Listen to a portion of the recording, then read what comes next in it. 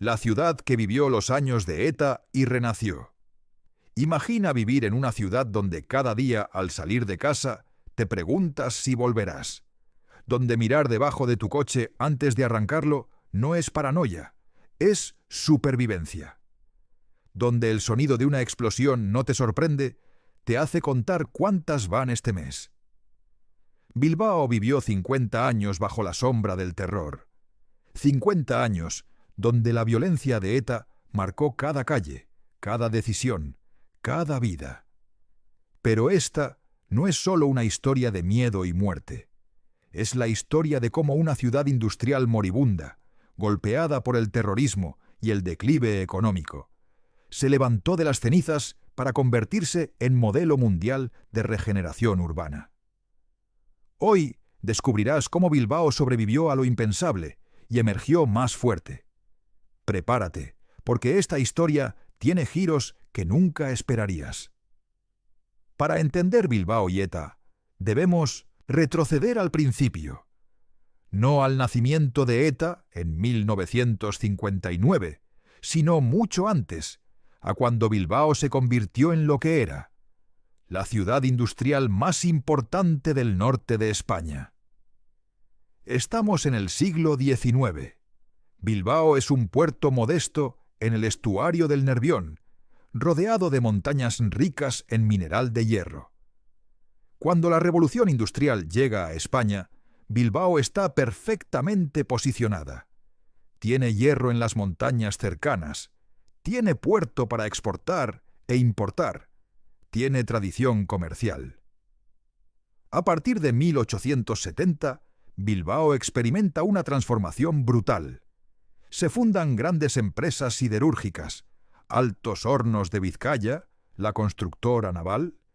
Los astilleros crecen en las riberas del Nervión. La banca vasca, con el Banco de Bilbao a la cabeza, financia la industrialización. Bilbao se convierte en el Pittsburgh español, una ciudad de acero, humo, riqueza y clase obrera. La población explota. De 30.000 habitantes en 1870 a 150.000 en 1900. Llegan trabajadores de toda España, castellanos, gallegos, andaluces, extremeños. Buscan trabajo en las fábricas, en los astilleros, en las minas. Se instalan en barrios obreros, Bilbao la Vieja, San Francisco o Charcoaga. Viven en condiciones duras, jornadas de 14 horas, salarios bajos, viviendas insalubres. Esta inmigración masiva crea tensiones. La burguesía vasca, los oligarcas del hierro y la banca, son nacionalistas. Ven con recelo la llegada de miles de trabajadores que no hablan euskera, que no son culturalmente vascos. Y aquí nace una de las contradicciones del nacionalismo vasco. Es promovido por una clase alta industrial que necesita mano de obra barata, pero que culturalmente rechaza a esos trabajadores por no ser vascos puros. El nacionalismo vasco moderno nace en Bilbao. Sabino Arana, en 1895, funda el Partido Nacionalista Vasco. Su ideología inicialmente es xenófoba, racista, católica e integrista. Los maquetos, los inmigrantes españoles, son vistos como amenaza a la pureza vasca. Pero el PNV evoluciona, se modera, se convierte en partido de masas defendiendo autogobierno vasco, derechos forales, identidad cultural. Durante la Segunda República, el País Vasco obtiene estatuto de autonomía en 1936. Pero estalla la guerra civil. Bilbao es leal a la República. Las tropas franquistas cercan la ciudad. Se construye el Cinturón de Hierro, un sistema de fortificaciones alrededor de Bilbao. Pero es inútil. En junio de 1937, las tropas franquistas entran en Bilbao. La represión es brutal. Miles son ejecutados. El nacionalismo vasco es prohibido. El euskera es prohibido en público. Comienza la larga noche franquista. Durante 40 años, Bilbao vive bajo dictadura, pero la ciudad sigue siendo industrial. Las fábricas trabajan para el régimen. Altos Hornos produce acero. Los astilleros construyen barcos. Bilbao es vital para la economía franquista y sigue atrayendo inmigrantes. En los años 50 y 60, oleadas enormes de trabajadores llegan desde Andalucía, Extremadura, Galicia. Bilbao pasa de 200.000 habitantes en 1940 a 400.000 en 1970. Esta Bilbao industrial, próspera pero reprimida, es el caldo de cultivo donde nace ETA. En 1959, un grupo de jóvenes estudiantes nacionalistas, frustrados con la pasividad del PNV ante el franquismo, fundan Euskadi Ta Askatasuna, Euskadi y Libertad. Al principio es un grupo minúsculo, dedicado a propaganda, pintar icurriñas, acciones simbólicas, pero en 1968, en su quinta asamblea, ETA decide adoptar la lucha armada. El primer asesinato de ETA ocurre en 1968. La víctima es Melitón Manzanas, jefe de la Brigada Político-Social de San Sebastián, torturador conocido. Para muchos vascos, incluidos no nacionalistas, Manzanas es un represor que merecía su destino. ETA es vista como resistencia antifranquista. Tiene apoyo social, especialmente entre jóvenes. Y entonces viene el caso que define todo, el proceso de Burgos. En diciembre de 1970, 16 miembros de ETA son juzgados por un tribunal militar en Burgos. 6 son condenados a muerte. La presión internacional es enorme. El régimen franquista está aislado. Finalmente, Franco conmuta las penas. Los condenados no son ejecutados. Es una victoria de imagen para ETA. Se presentan como luchadores por la libertad contra una dictadura fascista. En 1973, ETA comete su acción más espectacular: el asesinato del almirante Carrero Blanco, presidente del gobierno español y del fin de Franco. Un comando de ETA excava un túnel bajo la calle en Madrid y coloca explosivos. Cuando el coche blindado de Carrero pasa, lo vuelan literalmente por los aires. El coche aterriza en el tejado de un edificio. Carrero muere instantáneamente. Es un golpe brutal al régimen. Franco pierde a su sucesor designado. Para ETA es su momento cumbre. Han decapitado al régimen franquista. La propaganda los presenta como héroes. Pero aquí empieza la tragedia. Porque cuando Franco muere en 1975 y España transita a la democracia, ETA no para, continúa matando. Y ahora las víctimas no son torturadores franquistas, sino policías democráticos, guardias civiles, políticos electos, periodistas, empresarios, ciudadanos comunes. Si quieres saber cómo Bilbao vivió los peores años del terror de ETA y cómo sobrevivió, sigue viendo. Suscríbete y dale like, porque esta historia solo está empezando. Y lo que viene es la época más oscura, pero también la más inspiradora. Los años 70 y 80 son los más sangrientos. ETA mata casi cada semana. Guardias civiles emboscados en carreteras, policías asesinados en sus casas delante de sus familias, empresarios secuestrados y ejecutados si no se paga rescate, políticos tiroteados en plena calle, coches bomba que matan indiscriminadamente. Bilbao vive esto de cerca. Muchos asesinatos ocurren en Bilbao o alrededores. En 1978, ETA secuestra y asesina a Javier de Ibarra, empresario bilbaíno, presidente del Consejo de Administración de Altos Hornos. Lo tienen secuestrado 2 semanas, negocian rescate, pero finalmente lo ejecutan. Su cuerpo es encontrado en una cuneta. El impacto en Bilbao es enorme. Ibarra era figura prominente, empleaba a miles. Su muerte aterroriza a la clase empresarial.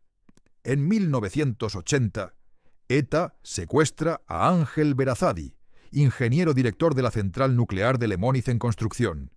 Lo tienen 80 días. Exigen que se paralice la construcción de la central. El gobierno se niega. ETA lo ejecuta. Meses después, asesinan también a José María Ryan, ingeniero jefe del proyecto Lemóniz. La central nuclear nunca se completa. ETA ha ganado. Han parado un proyecto multimillonario con terror. La vida cotidiana en Bilbao se vuelve surreal. La gente se acostumbra al miedo. Miras debajo del coche antes de arrancar por si hay una bomba lapa. Evitas ciertos bares frecuentados por policías. No hablas de política en público porque nunca sabes quién escucha. Los escoltas armados son ubicuos. Políticos, jueces, empresarios, periodistas, todos con guardaespaldas. Los coches oficiales son blindados. Y está el impuesto revolucionario, la extorsión sistemática. ETA exige a empresarios vascos que paguen cantidades enormes para financiar la organización. Quien se niega recibe amenazas. Primero cartas, luego quizás un tiro en la nuca, un cale borroca, destrozo de propiedad.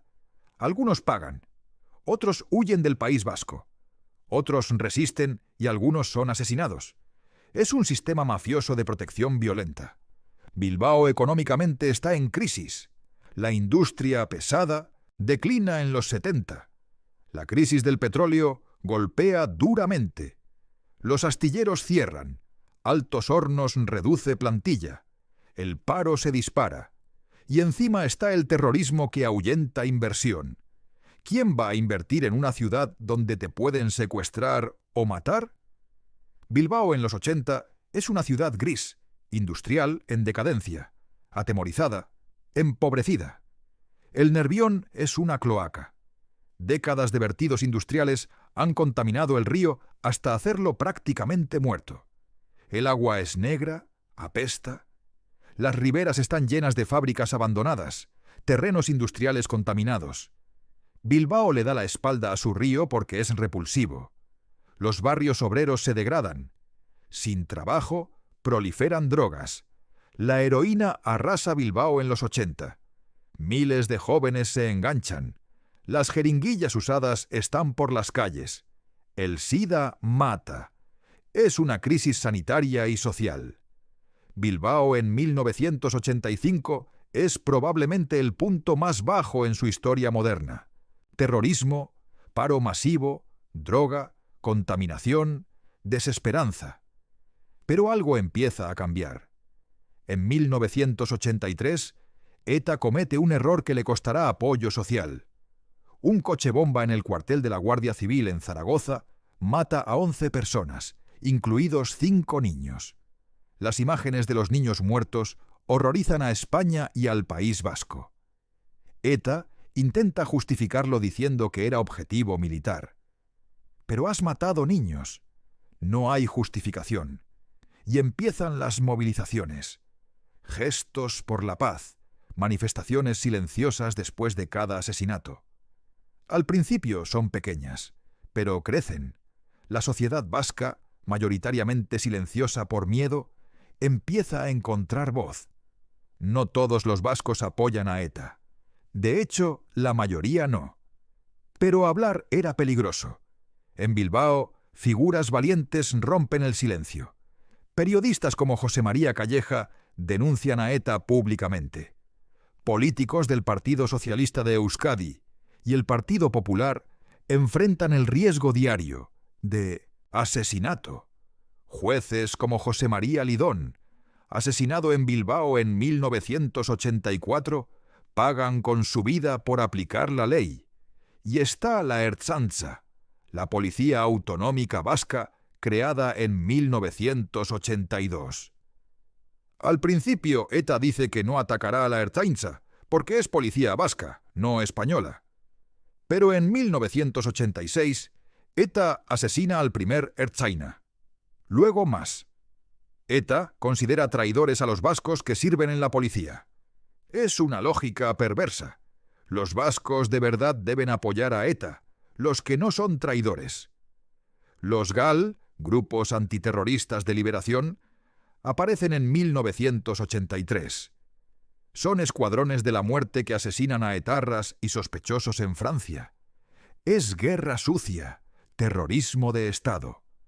Eventualmente se descubrirá que fueron organizados desde el Ministerio del Interior español.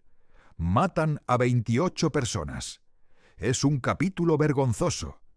El Estado democrático no puede combatir terrorismo con terrorismo, pero muestra la desesperación. Bilbao en los 90 empieza a cambiar. Hay una conciencia de que algo debe hacerse. La ciudad no puede seguir así. Se necesita regeneración económica y urbana. Y se necesita paz. En 1991 se crea Bilbao Ría 2000, sociedad público-privada para regenerar las riberas del Nervión. Es un proyecto ambicioso: limpiar el río, recuperar terrenos industriales, construir nueva infraestructura. Y entonces llega el Guggenheim. En 1991, el gobierno vasco negocia con la Fundación Guggenheim traer un museo a Bilbao. Parece locura. Bilbao, ciudad en crisis, con terrorismo, ¿va a construir un museo de arte contemporáneo diseñado por un arquitecto estrella? Muchos se burlan. Pero las autoridades vascas ven visión a largo plazo. Necesitan un símbolo de renacimiento. Frank Gehry diseña un edificio espectacular, una estructura de titanio ondulante que parece una nave espacial junto al Nervión. La construcción comienza en 1993 y el 19 de octubre de 1997 el Museo Guggenheim Bilbao abre sus puertas. El impacto es inmediato y enorme. El mundo descubre Bilbao. Las imágenes del Guggenheim dan la vuelta al planeta. De repente, Bilbao no es ciudad de terrorismo y crisis, es ciudad de arquitectura vanguardista y cultura. El efecto Guggenheim es real. El museo atrae millones de visitantes. Se construyen hoteles, restaurantes, tiendas. El turismo explota. Pero más importante, cambia la percepción. Bilbao puede ser algo más que industria y violencia. Puede ser cultura, diseño, futuro. Paralelamente se limpia el Nervión. Se prohíben vertidos industriales. Se construyen depuradoras. Lentamente el río recupera vida. Para finales de los 90, hay peces en el Nervión por primera vez en décadas. Las riberas se transforman en paseos peatonales, parques, zonas residenciales. Se construye el metro diseñado por Norman Foster, estaciones con entradas de vidrio y acero, los Fosteritos. El tranvía conecta el centro con los barrios. Nuevos puentes cruzan el río. El Zubizuri de Calatrava, peatonal y blanco, icónico. Bilbao se está transformando físicamente, pero ETA sigue matando. El 13 de julio de 1997, 3 meses antes de la inauguración del Guggenheim, ETA secuestra a Miguel Ángel Blanco, concejal del PP en Ermua, pequeño pueblo vasco. Exigen que el gobierno traslade a presos de ETA a cárceles vascas en 48 horas o lo matarán. El gobierno se niega a negociar con terroristas. Pasan las 48 horas. ETA ejecuta a Miguel Ángel de un tiro en la nuca.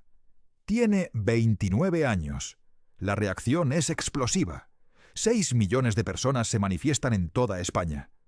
En Bilbao, multitudes llenan las calles. El grito es unánime: ¡basta ya! La sociedad vasca dice basta. Miguel Ángel Blanco es el punto de inflexión.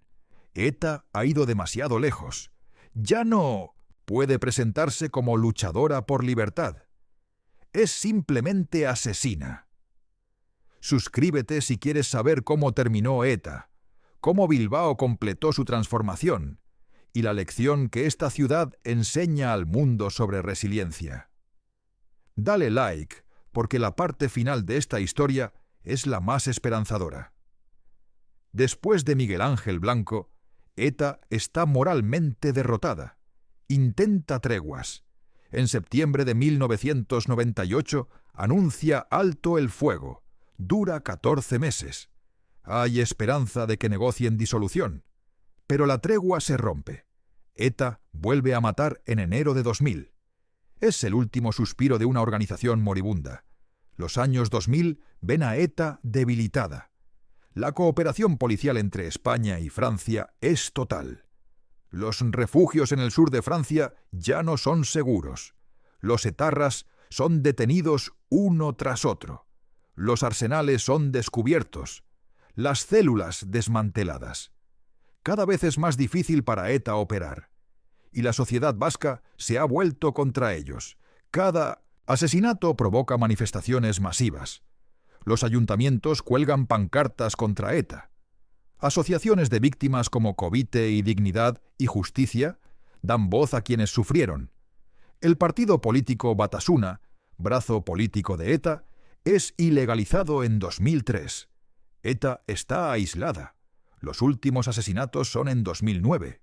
2 guardias civiles en Palmanova, Mallorca, un policía en Francia, y luego silencio. En enero de 2010, ETA anuncia un alto el fuego permanente. En octubre de 2011, anuncia el cese definitivo de la actividad armada. Durante años hay escepticismo. ¿Es real? ¿Volverán a romper la tregua? Pero no. En mayo de 2018, ETA anuncia su disolución definitiva. Ha terminado. 50 años de terror. 854 víctimas mortales. Miles de heridos. Familias destrozadas. Vidas arruinadas. ¿Y para qué? No consiguieron nada. El País Vasco no es independiente. La única cosa que lograron fue sembrar muerte y dolor. Bilbao en 2018 es una ciudad irreconocible comparada con el Bilbao de 1980. El Guggenheim ha sido acompañado por más regeneración.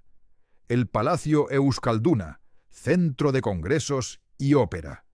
La Torre Iberdrola, rascacielos de 165 metros, el más alto del País Vasco. El barrio de Abandoibarra, antes terreno industrial, ahora zona residencial premium. El aeropuerto de Bilbao maneja millones de pasajeros. El puerto es uno de los más activos del norte de España. La Universidad Deusto y la UPV forman miles de estudiantes. Empresas tecnológicas se instalan. Bilbao se ha reinventado de ciudad industrial a ciudad de servicios, turismo, tecnología. La calidad de vida ha mejorado enormemente. El aire es más limpio, el río está vivo. Hay parques, zonas peatonales, carriles bici. El sistema de transporte público es excelente. Bilbao regularmente aparece en rankings de mejores ciudades para vivir. Y está en paz. Caminas por las calles sin miedo. No hay coches bomba. No hay secuestros. No hay extorsión. Es una normalidad que para quienes vivieron los años del terror parece casi milagrosa. Pero las heridas permanecen. Las víctimas de ETA no olvidan. Familias que perdieron seres queridos viven con ese dolor cada día. Y hay controversia sobre cómo tratar el pasado. ¿Debe haber reconciliación? ¿Perdón? ¿Justicia? Hay etarras que han cumplido condenas y han salido de prisión. Algunos expresan arrepentimiento, otros no. Es un tema dolorosamente complejo, y está a la memoria histórica. ¿Cómo recuerda Bilbao esos años?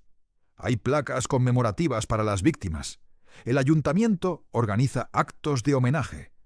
Pero también hay quienes minimizan lo que ETA hizo, quienes romantican la lucha armada. Es un debate que aún divide. Bilbao hoy tiene 350.000 habitantes en el municipio, 1 millón en el área metropolitana. Es la 10ª ciudad más grande de España.